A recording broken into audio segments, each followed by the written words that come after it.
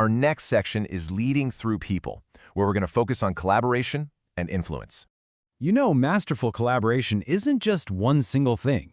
It's really a whole toolkit of skills. It's about being able to give constructive feedback and, just as importantly, receive it with openness. It's about seeing conflict, not as a problem, but as an opportunity for growth. It's even about the practical stuff, like running a meeting that actually respects everyone's time and accomplishes something. And maybe most important of all, it's about leveraging the different, diverse perspectives on your team to create something way better than any one person could do alone. And all this leads us to influence. Now, let's be super clear here. This has nothing to do with manipulation. True influence is the art of understanding what really matters to other people and then connecting your goals to their values. It's about building bridges, not just pushing your own agenda. So what's holding up that bridge? What are the pillars of real influence? Well, it all starts with credibility. People just have to trust you. That means integrity.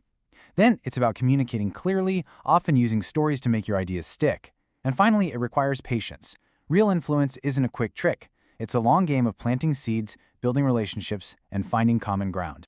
This brings us to our final and maybe most important section, your path to growth. Because honestly, none of these skills we've talked about really matter if you don't have the right mindset to develop them in the first place. And here we really see two different paths.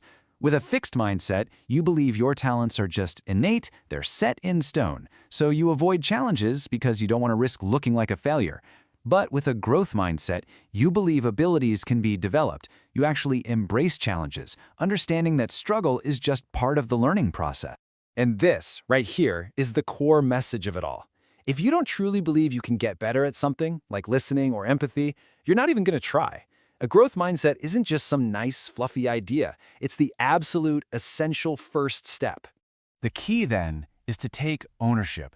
Be proactive about it. Look for where you need to grow and go find the resources, the books, the mentors. And reflect on what works and what doesn't. But most importantly, learn to embrace that feeling of discomfort, because that feeling is the sign that real growth is happening. And that really just brings it all home, doesn't it?